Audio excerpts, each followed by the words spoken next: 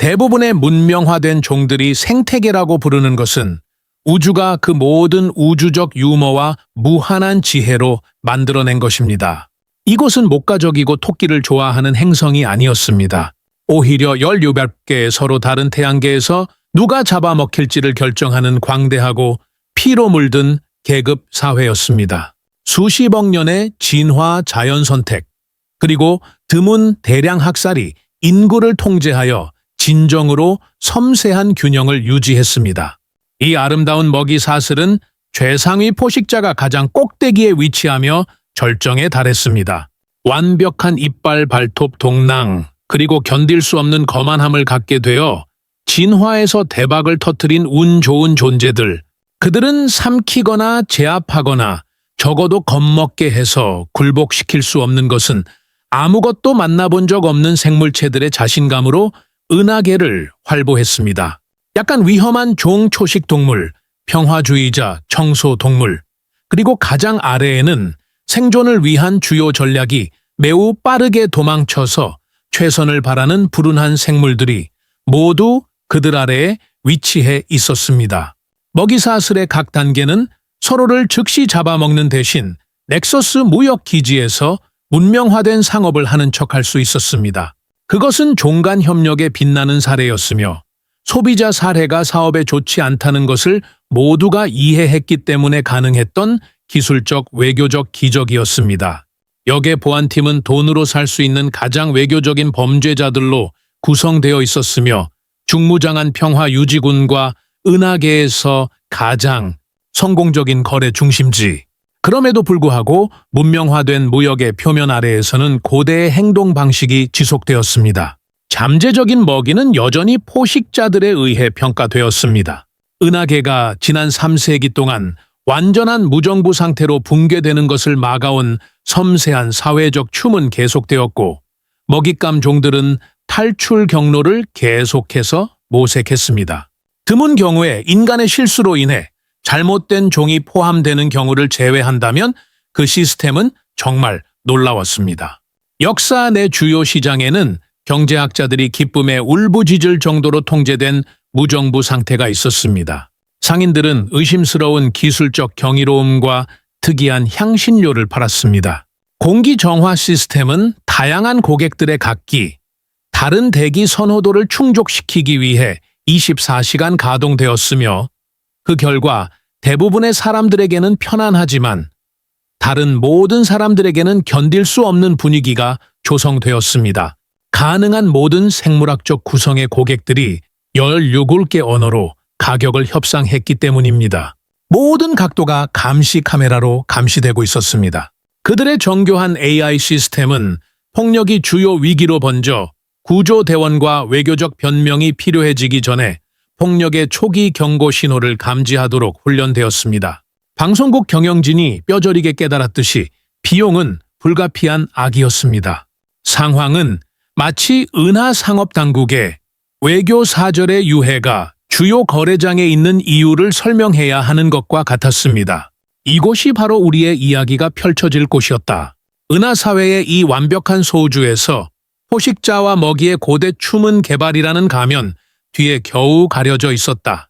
그 자체로 거의 무제한의 무정부 상태와 통제된 야만성의 걸작이었습니다. 이것은 극심한 재정적 압박을 받을 때 유적물이 무엇을 할 수 있는지에 대한 증거입니다. 이 은에 살았던 모든 생명체들은 수천 년 동안 약간은 야생적인 모습을 유지하면서도 문명화된 것처럼 보이는 방법을 알아내는데 시간을 보냈습니다. 발카리는 놀라운 발톱과 함께 완벽한 매너를 연마했습니다. 스로녹스는 코스틱 취미 협상 파트너를 녹이지 않고 사업회의를 여는 방법을 알아냈습니다. 실내에서 조용히 말하는 것의 개념을 여전히 이해하는 데 어려움을 겪었지만 악명 높은 적대적인 크레스조차도 정중하게 대화하는 법을 배웠습니다. 하지만 그들의 모든 발전 기술적 역량, 문화적 세련됨에도 불구하고 그들은 진화가 그들을 그렇게 만들었던 그대로 남아있었습니다. 취약점을 감지했을 때 그들 중 포식자들은 여전히 옛 떨림을 느낄 수 있었습니다. 무언가 크고 이빨이 날카로운 것이 먹이종의 시야에 들어올 때마다 익숙한 긴장감이 그들의 내장을 조였다. 수십억 년 동안 진행되어 온 진화의 프로그램은 인간 문명에 의해 완전히 무시될 수 없습니다. 결과적으로 넥서스 무역 기지의 멸균된 복도와 분비는 시장에서 그 춤은 날마다 계속되었다. 초공간 도약 지점을 계산하고 복잡한 무역 협정을 협상하는데 전문가였음에도 불구하고 그들은 여전히 수렵 채집인의 사고방식에 따라 서로를 무의식적으로 판단했습니다. 아마도 은하계에서 지금까지 가장 진솔한 문명의 발현일 것이라고 역의 사상가들은 건조한 유머로 말했다. 포식자를 만난 대부분의 생물들은 도망치거나 죽느라 그의 이름을 어떻게 발음하는지 물어볼 틈이 없었지만 그는 백스툴이라고 알려져 있었습니다. 그는 스카리스 종족의 자랑스러운 일원이었는데 이 종족은 놀라운 반사신경 뛰어난 감각기관 그리고 다른 모든 생명체를 먹잇감이나 생존 경쟁자로 인식하는 불행한 경향의 조합으로 고향 행성의 먹이사슬 최상위에 올랐습니다. BX2는 완전히 확장되면 키가 거의 3m에 달합니다. 보험 조사원들을 울게 하고 어머니들이 아이들을 더 세게 껴안게 만드는 뚜렷한 존재감을 가지고 있었습니다. 그는 분명히 스카라스 전사 중 고위급이었고 그의 외골격은 그 특유의 푸른 빛을 발하고 있었다. 그의 몸은 정교하게 연결되어 종족을 치명적으로 만들었던 민첩한 우아함을 희생하지 않으면서도 최고의 방어를 제공했습니다. 그의 몸통에서는 6개의 팔다리가 뻗어나왔는데 그중 4개는 필요에 따라 조작하는 손이나 사악하게 구부러진 발톱으로 기능할 수 있는 부속물로 끝맺고 있었다. 그의 머리를 그렇게 표현할 수 있다면 HR 가에르가 악몽을 꿀 만한 모습이었다. 그의 중앙 처리 장치, 즉 뇌는 수많은 감각기관으로 둘러싸여 있었습니다. 각각 다른 종류의 먹이를 감지했습니다.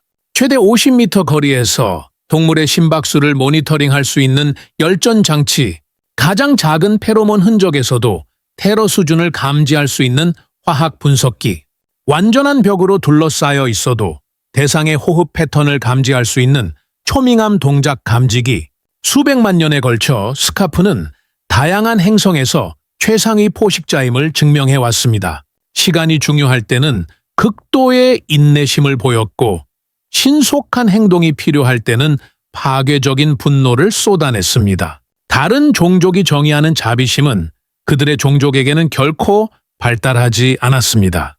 유전자 풀을 약화시키는 쓸모없는 진화적 막다른 골목이라고 여긴 백스풀은 200년의 생애 동안 300명 이상의 지각 있는 존재를 직접 살해했습니다. 이 기록은 동시대인들의 존경과 여러 은하계 법 집행 기관으로부터 상당한 보상을 안겨주었습니다.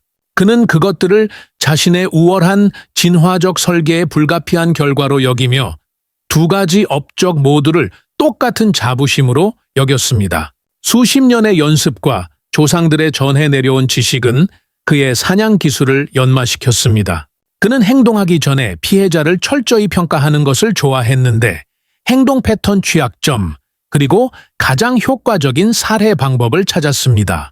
2발로 걷는 동물의 등 뒤를 빠르게 치면 척수가 끊어집니다. 방어 능력이 취약한 개인에게는 마비 독극물을 표적 주사합니다. 더 작고 섬세한 종류를 부수려면 손으로 하세요.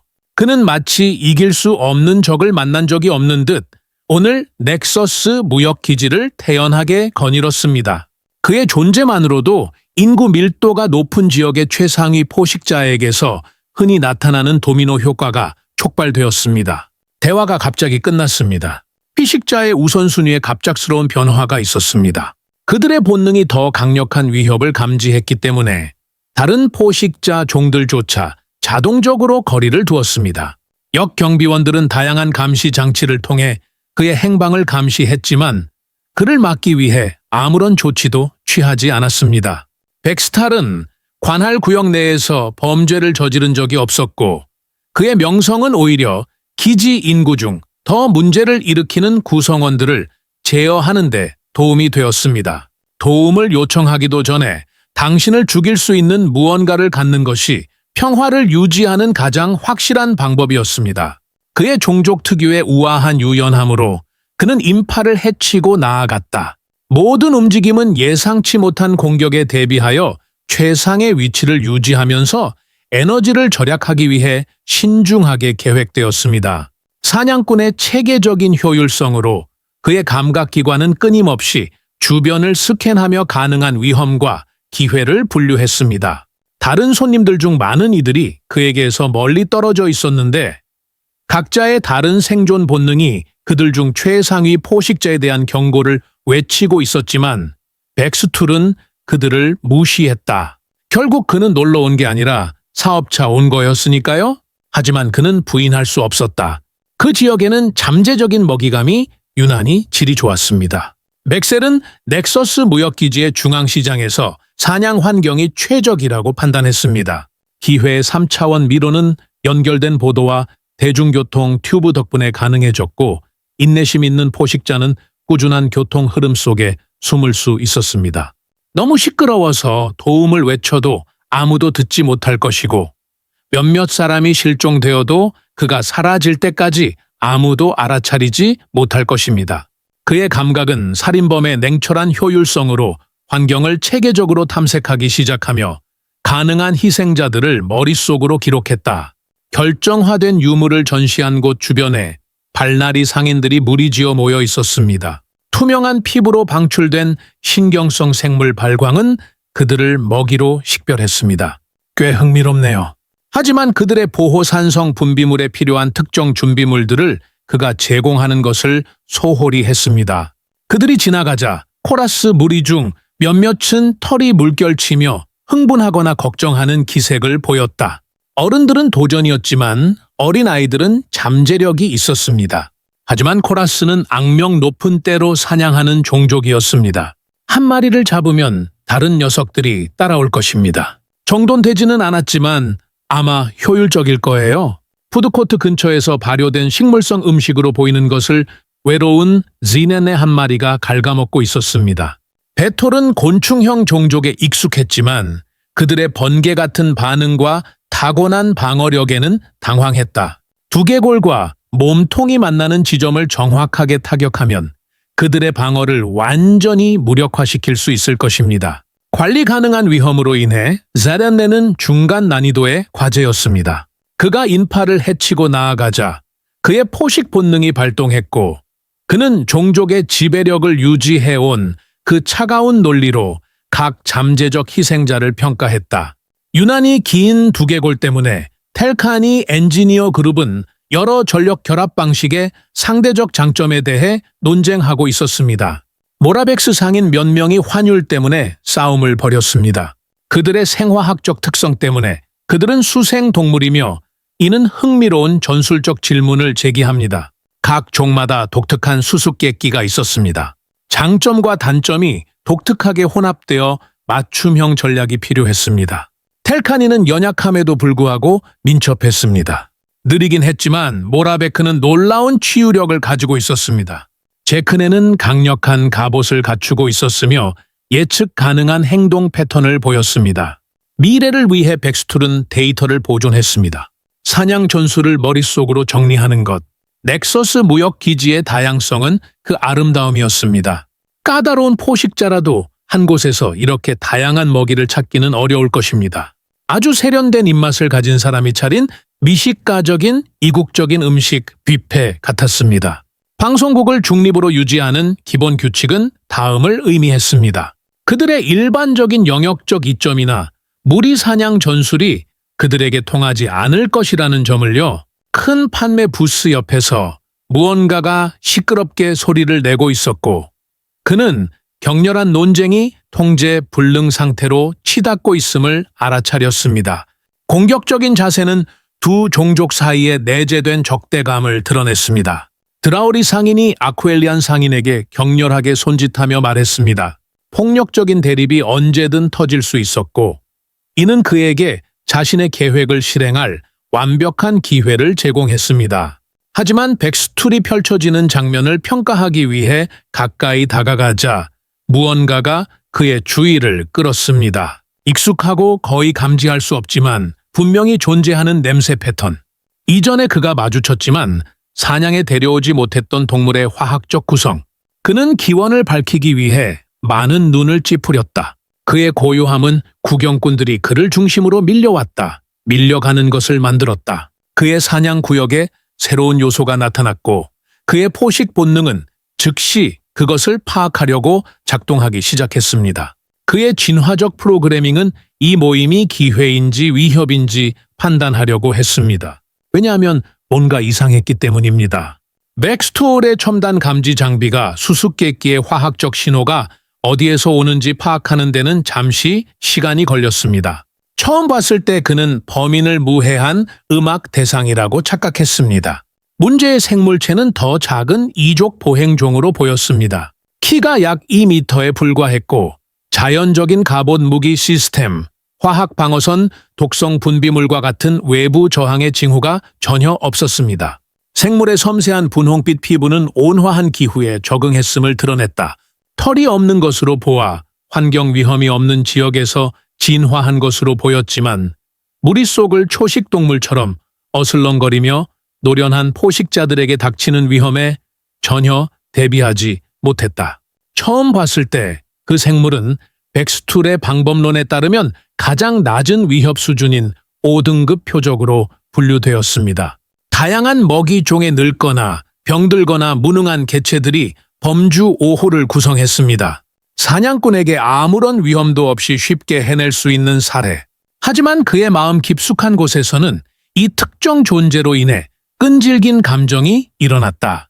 그의 타고난 사냥 능력이 감지하지 못한 미묘한 경고, 최상위 포식자를 마주한 먹잇감 종에게는 그 생물의 움직임이 지나치게 태평하고 자신만만했다. 대부분의 지각 있는 존재는 잠재적으로 위험을 인식하는 능력을 가지고 있습니다. 그럼에도 불구하고 이 사람이 죽음이 임박했음을 알고 있다는 어떤 징후도 없었습니다. 비엑스톨의 감각은 그가 본 것과 직감이 말하는 것 사이의 불일치를 이해하려 애쓰면서 수수께끼 같은 인물에게 집중되었다. 주변 환경을 완전히 인식하는 것처럼 보였음에도 불구하고 그 생물체는 위험한 환경에서 예상되는 긴장감을 자세에서 전혀 보이지 않았습니다. 화학 물질 배출량은 일정했고 심박수는 규칙적이었으며 호흡도 일정했습니다. 이 생물이거나 아니면 은하계에서 가장 멍청한 먹잇감 동물과 같은 존재였다. 포식자들의 향상된 기억 시스템은 종별 역사 자료를 검색하기 시작했고 이를 사용하여 생물의 신체적 특징을 알고 있는 것과 비교했습니다. 그의 데이터베이스에 있는 다른 종들과 프로필이 일치했지만 이족 보행 양측 대칭과 명백한 포유류 특징 때문에 정확히 일치하는 것은 없었습니다. 그가 점점 더 집중해서 그것을 자세히 살펴보자 다른 세부 사항들이 드러났다. 그것은 마치 엄청난 편집증이나 전문적인 훈련을 받은 듯 눈이 끊임없이 그러나 미묘하게 움직이며 여러 표적을 동시에 스캔하고 있었다. 처음에는 무방비해 보였지만 손에 굳은 살이 박힌 것을 보니 도구나 무기를 다뤄본 경험이 있는 것 같았다. 가장 눈에 띄는 특징은 군중 속에 위치한 방식이었는데 이는 최적의 시야를 확보하고 접근 벡터의 가능성을 줄여주었습니다. 그것은 먹잇감의 행동이 아니었다. 갑자기 번개처럼 섬광이 백스툴의 머리를 강타했습니다. 이 생물은 순진한 사냥꾼의 태평한 자신감과는 거리가 멀었다.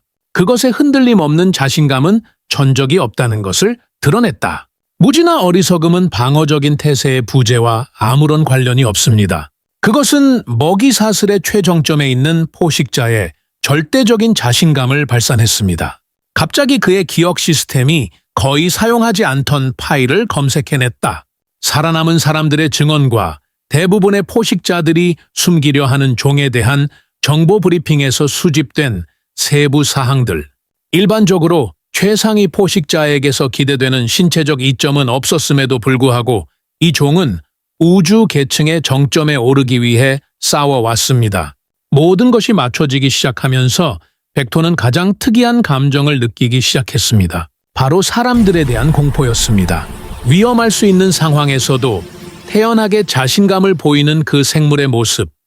겉보기에는 연약해 보이는 외모, 그리고 다른 종들이 그 생물이 거기에 있는지도 모른 채 자신들 사이에 거리를 두는 방식. 가장 무시무시한 은하계 포식자의 모든 특징을 갖추고 있습니다. 몸이 싸움이나 도피 반응을 준비하면서 소년 시절 이후로 느껴보지 못했던 반응이 그의 여러 심장을 빠르게 뛰게 만들었다. 그 메시지는 수백만 년에 걸쳐 진화해온 모든 본능에 의해 보내지고 있었습니다. 그 사람이 당신이 있다는 것을 알아차리기 전에 도망치세요.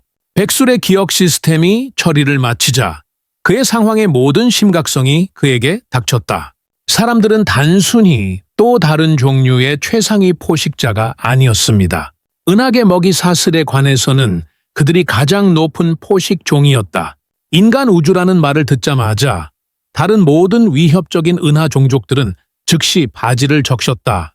드라모리 전사 집단은 맨손톱으로 경화된 티타늄을 찢어낼 수 있는 능력 때문에 인간 우주에 공식적으로 출입이 금지되었습니다. 인간 군대와 처음 접촉했을 때 17개 태양계에 걸쳐 명성이 자자한 크렉스의 광전사 분노는 의무적인 명상 수업을 도입했습니다. 인간과의 불가침 조약은 300개의 세계를 정복한 강력한 토르간 제국에게조차 사실상 공식적인 항복이나 다름없었습니다. 여기 평생을 최상위 포식자로 살아온 백스툴이 맨손으로도 자신을 죽일 수 있을 것 같은 동물로부터 20m도 안 되는 거리에 서서 그 동물에 대해 시를 쓰고 있었다. 인류는 진화적 진보에 대한 모든 이론에 반하는 일련의 특성들을 통해 두각을 나타내게 되었습니다.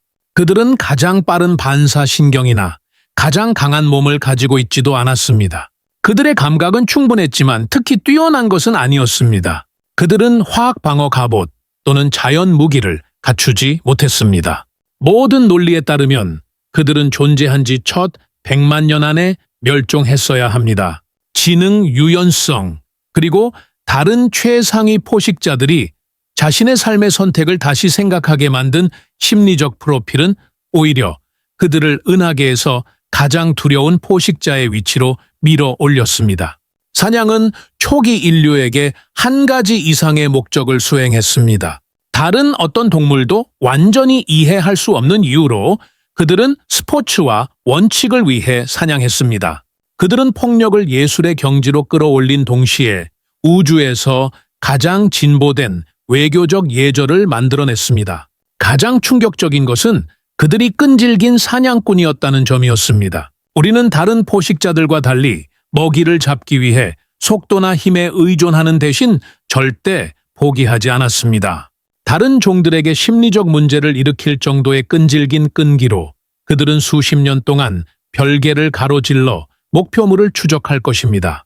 문제의 인물이 나리 상인과 거래하는 것처럼 보였습니다. 다양한 장식품처럼 보였던 것들이 그것의 관심사였습니다. 훈련받지 않은 눈에는 장신구를 찾는 순수한 방문객처럼 보일 뿐이었습니다. 하지만 백스툴의 고도로 발달한 감각은 이제 이 존재가 훨씬 더 위협적인 존재임을 나타내는 작은 단서들을 감지하고 있었습니다. 그 위치 덕분에 다양한 잠재적 위험과 눈을 마주칠 수 있었습니다.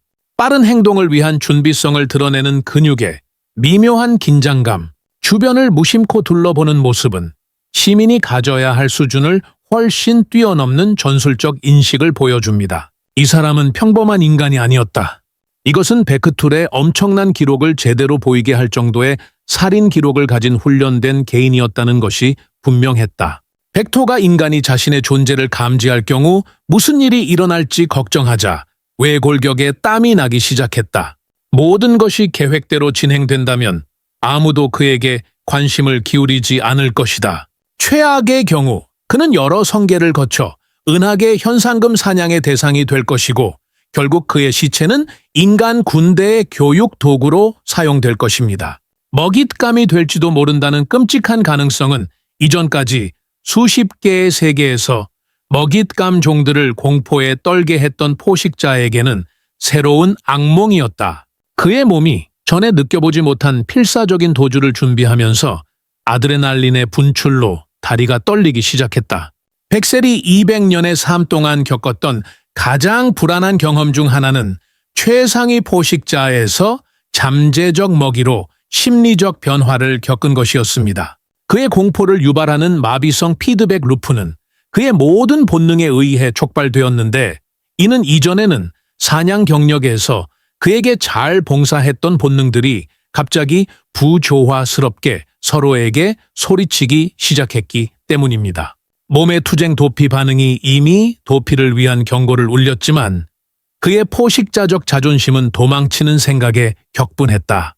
그는 전에 정복하지 못했던 장애물이 없었음에도 불구하고 장식적인 축복을 찾는 듯한 생물에게서 몰래 빠져나갈 수 있다고 생각하게 된 계기는 무엇이었을까? 하지만 인간의 모든 잠재력을 고려한 후 그의 논리적인 사고는 생존을 위해 신속한 후퇴가 권장되는 정도가 아니라 필수적인 이유들을 긴 목록으로 제시했습니다. 그 존재는 마치 아무렇지도 않게 상인들의 물건을 살피는 듯이 계속해서 그의 존재를 인정하려 하지 않았다. 하지만 이제 그의 불안이 최고조에 달하자 백스툴은 자신의 믿음과 모순되는 사소한 단서들을 감지하기 시작했습니다. 그 존재의 자세가 약간 바뀐 것으로 보아 주변 시야의 무언가에 주의를 기울이고 있는 듯했다. 평소보다 더 주의를 기울이는 것 같았는데 호흡 리듬이 약 2% 정도 바뀌었기 때문입니다. 그것은 그의 존재를 알고 있었다.